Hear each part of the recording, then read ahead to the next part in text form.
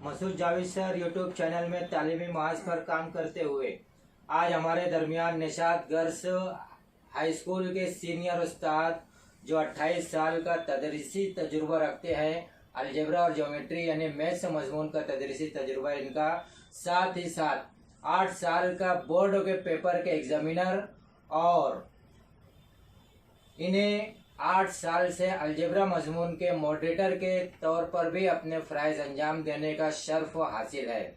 2 सालों से ये USSMSC Urdu secondary school mathematics and science centre के सदर के ओहदे पर भी फाइज हैं और इनकी खिदमात वसी से वसीतर होती जा रही हैं। महाराष्ट्र के 8 ज़िलों की स्कूलों में ये अपनी खिदमत अंजाम दे रहे हैं। आज हम हमारे चैनल में इनका इस्तेकबाल करते हैं। अतीक सर, आपका इस्तेकबाल है हमारे यूट्यूब चैनल में।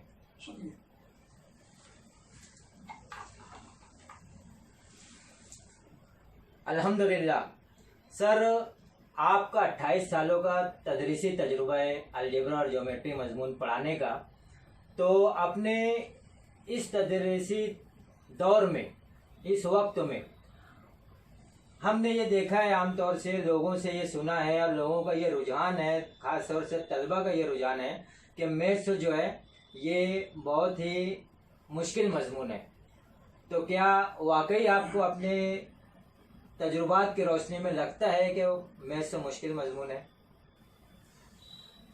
असल में बात यह है कि तलबा इस मजमून को ज़बानदानी मजमून के नहज पर देखते हैं।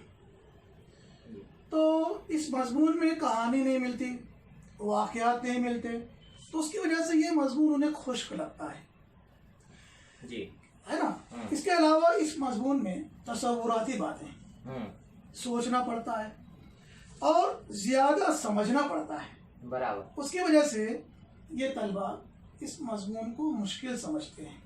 लेकिन अगर टीचर्स मैथ्स को तलबा के लेवल पर जाकर चाइल्ड सेंट्रिक मेथड इस्तेमाल करते हैं, ये बहुत ज़रूरी, तो ये मजमून इजी हो जाएगा और इजीएस्ट हो जाएगा, मैं समझता हूँ जी।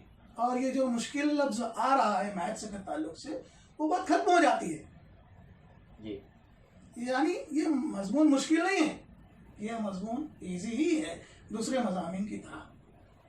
यानी आपके कहने का मतलब ये है कि मैथ्स जो है एक ऐसा मजमून है जिसको अगर असातिज़ा बच्चों के लेवल पर उतर कर उसकी तदरीस करे तो ये इनके लिए बहुत ही आसान और दिलचस्प मजमून हो जाएगा। जी जी जी। तो इसी के ताल्लुक से एक और सवाल आपसे हम पूछना चाहेंगे कि बच्चे मैथ्स में अक्सर कमज़ोर होते हैं। सर, आपने अभी जो जवाब दिया तो इससे तो ये जाहिर हो गया कि मैथ्स जो है मुश्किल मजमून नहीं है जी, आसानी से इसको बच्चे कवर कर सकते हैं। लेकिन जो बच्चे मैथ्स में कमज़ोर होते हैं उनको मैथ्स में दिलचस्पी पैदा करने के लिए आपका क्या मशवरा है कि उनके लिए कैसे असातिज़ा जो है अपनी तदरीस को अंजाम दें ताकि मैथ्स के अंदर बच्चे जो है वो दिलचस्पी पैदा कर सकें? मैथ्स पढ़ाते वक्त बजाते खुद टीचर को भी दिलचस्पी से ही पढ़ाना चाहिए। सबसे पहली बात तो ये बराबर। दूसरी दूसरी बात ये कि जब टीचर्स दिलचस्पी लेकर पढ़ा रहा है तो तलबा के अंदर भी दिलचस्पी पैदा हो रही है कि नहीं, इस पर भी ध्यान देना है। हाँ। तीसरी बात ये कि बच्चों को ग्रुप वाइज स्टडी करवाना चाहिए बराबर। ताकि जो खामियां टीचर से समझते वक्त रह जाती है तो वो ग्रुप वाइज स्टडी से दूर हो जाती है, एक दूसरे की सपोर्ट मिल जाती जी है। क्योंकि बच्चों के जो ख्यालात होते हैं वो एक दूसरे से ज़्यादा करीब होते हैं, तो वो उनके ख्यालात को जल्दी समझकर वो उनकी स्टडीज़ के मुताबिक वो बराबर समझ लेते हैं। बराबर। दूसरी बात ये कि जो अच्छे बच्चे हैं वो इस मजमून में 100 में से 100 मार्क्स मिला लेते हैं। उसकी वजह ये कि इस मजमून में ग्रामर की मार्क्स नहीं रहती, जुमलों की बंदिश की मार्क्स नहीं रहती, बराबर, राइटिंग की मार्क्स नहीं रहती, जी। तो इसकी वजह से, लेकिन इसमें स्टेप्स की मार्क्स होती है बराबर और मरहला ब मरहला लिखने की मार्क्स होती है। तो जिसकी वजह से बच्चों को जब वो मैथ्स हल करते हैं, चूंकि ये जंजीर के मानंद होता है मैथ्स, सीढ़ी पर सीढ़ी करना होता है, एक के बाद एक स्टेप आती ही जाती है, तो वो स्टेप अगर तरतीबवार बच्चे लिखते हैं, तलबा लिखते हैं, तो जाहिर सी बात उस पर मार्क्स कटना ही नहीं। तो यही वजह है कि सिर्फ और सिर्फ मैथ्स एक ऐसा मजमून है कि जिसमें 100 में से 100 नंबरात मिलते हैं, बाकी मजमून में पूरे नंबरात नहीं मिलते। ये एक सबसे बड़ा बेनिफिट मैथ्स मजमून का है। अब रहा सवाल कमज़ोर बच्चों का, रहा सवाल कमज़ोर बच्चों का, तो कमज़ोर बच्चों के लिए इस वक्त बोर्ड ने जो बुक शाये की, तो वो बुक का जो पैटर्न बनाया गया है पेपर का, उसके अंदर वो पैटर्न ऑब्जेक्टिव टाइप और एक्टिविटी बेस्ड बनाया गया है ताकि बच्चे खुद से करें।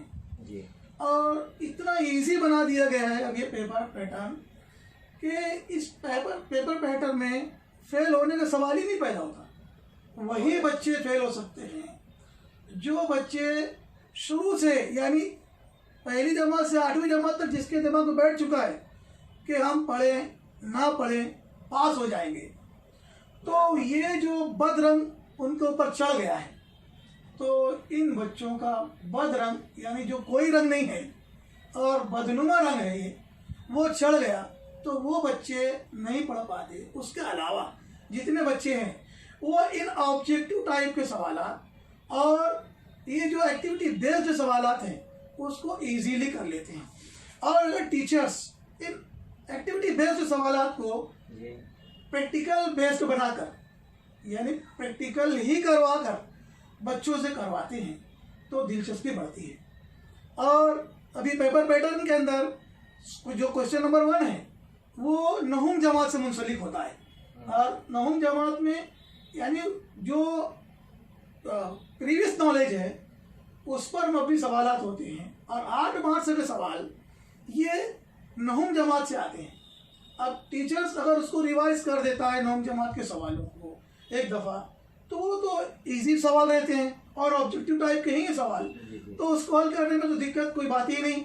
सवाल नंबर 2 के ए में जो 4 मार्क्स के सवाल होते हैं वो कसीर मुतबादिल सवाल होते हैं। ये कसीर मुतबादिल सवाल में जवाब दिया हुआ होता है, उस पर जो चुनकर लिखना होता है, ये 4 मार्क्स से इजी होती है। और इसी तरह सवाल नंबर 3 के ए में 4 मार्क्स का जो सवाल है वो सरगर्मी का यानी एक्टिविटी बेस्ड होता है, उसमें भी जवाब पूरा हल किया हुआ है, लेकिन कहीं कहीं पर वो खाली जगह बनाकर सरगर्मी टाइप बना दिया जाता है, और उसको बच्चों को थोड़ा सा सोचना होता है और सोचकर उसको थोड़ा लिखना है, और बहुत ज़्यादा नहीं सोचना होता। यानी easily 16 marks out of 40, 16 marks उनको इजीली मिल जाती है। अगर कमज़ोर बच्चा है तो अभी वो इजी पास हो जा रहा है। अभी वो जो 20 मार्क्स जो इंटरनल की है उसे छोड़िए, अभी एक्सटर्नल की बात कर रहे हैं हम, ये पेपर की बात चल रही है, तो ये 40 में से 16 मार्क्स बच्चा इजीली मिला ले रहा है, फेल होने का सवाल ही नहीं पैदा होता। ये कमजोर बच्चे की बात चल रही है। अभी मिडिल लेवल और हाई लेवल के बच्चे ये अलग हैं। अगर जरा सा भी टीचर्स बच्चों पर ध्यान दे दे और बच्चे भी इंटरेस्ट ले लें तो फेल होने का कोई सवाल नहीं पैदा होता मेरी नजर में। बराबर, ठीक है। तो सर, बोर्ड के इम्तिहान का आपका 8 साल का एग्जामिनर का तजुर्बा है और 8 साल का ही अल्हम्दुलिल्लाह मॉडरेटर का तजुर्बा है। तो सर, अपने इस 8 और 8 16 साल के तजुर्बे की बुनियाद पर आप हमारे तलबा को ये बताएंगे कि किस तरीके से इनकी मार्क्स पेपर में कट होती है या किन गलतियों की वजह से उनको मार्क्स कम मिलते हैं या मार्क्स कटते हैं। पहली बात तो ये कि अगर सवाल का जवाब गलत लिखा गया है जी, तो जाहिर सी बात है मार्क्स कटना है। दूसरी बात ये कि जिन तलबा के मार्क्स कटते हैं उनमें उसूल अलामात के जो उसूल हैं, निशानियों के जो उसूल हैं, वो ना समझने की वजह से मार्क्स कटते हैं, प्लस माइनस माइनस प्लस की मिस्टेक्स की वजह से कटते हैं। दूसरी बात ये कि मसावत हल करने में तरतीब और हल ना करना, या कोई सवाल हल करने जा रहे हैं तो शुरू में ज़ाब्ता ना लिखना, बल्कि डायरेक्ट हल करने लगते हैं जल्दी जल्दी में, उसकी क्योंकि स्टेप्स की मार्क्स होती है ना इसमें, बराबर, उसकी वजह से मार्क्स कटती है। जी। और इबारती सवाल जो होते हैं वो हल करने के बाद इबारत में जवाब ना लिखना, जवाब हो जाता है, इबारत में जवाब नहीं लिखते, तो उसकी वजह से मार्क्स कट जाती है, आधी एक मार्क्स कट, हाँ आधी मार्क्स कट जाती है उसकी वजह से। इसके अलावा और भी बहुत सारी वजूहत हैं कि पेपर टाइप बताते हो टीचर्स जो हैं, उनको पेपर हल करने का तरीका भी बताएं, अगर कि तरतीबवार हल किया जाए। जैसे कभी कभी ऐसा होता है कि क्वेश्चन नंबर 1 पहले पेज पर ए, और उस ए का ज़िमनी सवाल वहाँ लिख दिया जाता है, पेज नंबर 2 देखिए, पेज नंबर 8 देखिए। अब 8 पर गए तो वहाँ पर पहले से पेज पर वो सवाल नंबर 2 हल किया हुआ है या 3 हल किया हुआ, उसके नीचे हल किया गया है। अब वो ऑप्शन लिखे नहीं, उसी में मिला दिए बच्चे जी। बच्चा तो समझ रहा है, मैं वहाँ लिख दिया हूँ पेज पर, देखिए वो ढूंढेंगे एग्जामिनर। तो एग्जामिनर जो होता है उसको तो कम वक्त दिया जाता है, अब वो उस पर चेक करने में अगर वो छूट गया उसकी मार्क्स कट जाती है जी। क्योंकि वो सवाल से मुंसलिक नहीं है, वहाँ पर वो सवाल नंबर पर वो एडजस्ट नहीं हो रहा है ना। तो वो पेपर जो टाइप है हल करने का तरीका, ये भी अगर साथ में बताया जाए बच्चों को तो रहनुमाई मिलती है, एक गलतियों के इम्कान हो सकते हैं कम हो जाए और बच्चों के मार्क्स ना कटे, ये पॉसिबल है। ठीक सर, हमारी कौम के तलबा के लिए आप कोई पैगाम देना चाहते हैं तालीमी मार्क्स के बारे में? आपने भी जो कहा तालीम के ताल्लुक से, तो मैं यही पैगाम देना चाहता हूँ कि तालीम ये दीन की असास है, क्योंकि मज़हब इस्लाम में जब पहली वही नाजिल हुई तो तालीम के मुताबिक ही नाजिल हुई, और उस कौम को तालीम के ताल्लुक से समझाना पड़ रहा है, मुझे ताज्जुब पड़ लगता है। खैर, स्कूलों में तलबा को हम रवाना करते हैं तो वालिदैन सरपरस्त हज़रात ये सोच कर, ये बोल कर रवाना करते हैं कि हम बच्चों को उनकी तालीमी नशोनुमा और तरबियत के लिए स्कूल रवाना कर रहे हैं। तो बच्चों में भी ये एहसास पैदा होना चाहिए कि हम स्कूल जा रहे हैं तो हमारे अंदर तालीमी काबिलियत बढ़े, तालीमी नशोनुमा बढ़े, मॉरल एजुकेशन हमारे अंदर आए जी। और हम पढ़ लिख कर एक इंसान बने, ना कि पढ़ा लिखा हैवान बने। हम आज इस YouTube चैनल से यही पैगाम देना चाहेंगे कि जब हम कौमी बेदारी के लिए खड़े हो रहे हैं तो हमारे अंदर न सिर्फ कौम तालीमी बेदारी आए, बल्कि हमारे अंदर मॉरल एजुकेशन का भी, इक़दार की भी तालीम परवान चढ़ाना चाहिए। और ये परवान चढ़ेगी तो ऑटोमेटिकली अभी जो 4G के दौर में जो एक बुराई आम हो रही है कि अच्छी चीज़ छोड़कर बुराई को जो अपनाया जा रहा है, वो ऑटोमेटिकली दूर होगी। जब अच्छी चीज़ें हमारे अंदर आएंगी, मॉरल्स आएंगे, तो डीमॉरल्स ऑटोमेटिकली वो डिलीट होते जाएंगे। ये हम आज कौम को पैगाम देना चाहेंगे। यानी आपके कहने का मतलब ये है कि इसी चीज़ को 4G, 3G, 5G जो चल रहे हैं मोबाइल इंटरनेट को, हम अगर सही और मुस्बत तरीके से इस्तेमाल करें तो वो हमारे लिए काफ़ी फ़ायदेमंद साबित हो सकता है। बेशक जी जी बेशक। तो सर, हमने ये जो कदम उठाया है अपने चैनल के ज़रिए, अपने कौम के तलबा को माशी तौर पर भी मजबूत करना है हमें, और तालीमी तौर पर उनको इतना आगे लेके जाना है कि उनका मुस्तकबिल जो है वो ताबनाक और रोशन हो जाए। तो इस ताल्लुक से आपकी क्या राय है? मसूद सर साहब जी, आपने जो तालीमी महाज पर YouTube चैनल के ज़रिए से एक कदम उठाया है आपने, मैं समझता हूँ ये बहुत ही बेहतरीन कदम है जी। शुक्रिया। क्योंकि ये जो दौर है 4G का दौर तो चल ही रहा है, बराबर है, और 5G के दौर पर आने वाला है। ऐसे दौर में टेक्नोलॉजी के ज़रिए अगर हम बच्चों को मोबाइल के ज़रिए, इंटरनेट के ज़रिए बच्चों को तालीम दे रहे हैं, ये बुरी बात नहीं है, ये सबसे अच्छी बात है जी। हाँ, बच्चों को इसका फ़र्क बताना ज़रूरी है कि आपके इस मोबाइल में, इंटरनेट में अच्छी और बुरी दोनों चीज़ें हैं। दोनों चीज़ें क्या, उसका समंदर भरा हुआ है। अब इसमें आप अच्छी चीज़ें देखें और बुरी चीज़ें छोड़ दें, क्योंकि हया ईमान की एक शाख है और जब हया हमारे अंदर रहेगी ऑटोमेटिकली हम अच्छी चीज़ें लेंगे, बुरी चीज़ को छोड़ेंगे। तो इसकी वजह से फिर तालीम के अंदर एक बेदारी पैदा होगी। ये तालीमी बेदारी जब पैदा होगी बच्चों में तो हो सकता है कि इसका फ़ायदा कौम को ज़रूर मिलेगा। मैं समझता हूँ ये एक मज़बूत कदम है।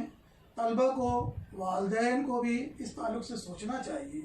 आपका कदम काबिल सताइश है, इसकी सराहना की जानी चाहिए। शुक्रिया। मैं अल्लाह से दुआ गो हूँ कि अल्लाह आपके इस कदम मुबारक को इस्तिकामत अता फरमाए। आमीन आमीन। खुदा हाफिज़।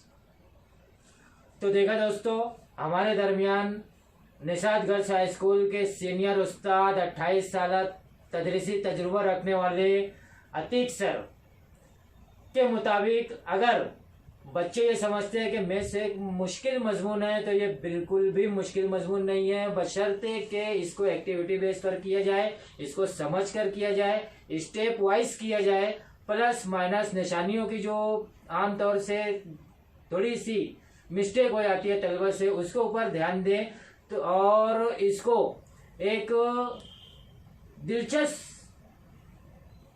यानी अपना परसेंट बढ़ाने के लिए दिलचस्पी से अगर इसको हम अमल करते रहे तो दोस्तों ये मजमून कोई मुश्किल मजमून नहीं है। ये एक ऐसा मजमून है जिसमें आप 100% मार्क्स लेकर अपना फीसद जो है वो बढ़ा सकते हो, अपना परसेंटेज बढ़ा सकते हो। तो हम अतीक सर का शुक्रिया अदा करते हैं और ये उम्मीद करते हैं दोस्तों, ये उम्मीद करते हैं असातिज़ा से और ये उम्मीद करते हैं तमाम तलबा से और ये उम्मीद करते हैं हर वालिदैन से कि वो इस चैनल के ज़रिए दी जाने वाली तमाम मालूमात से फ़ायदा उठाएंगे।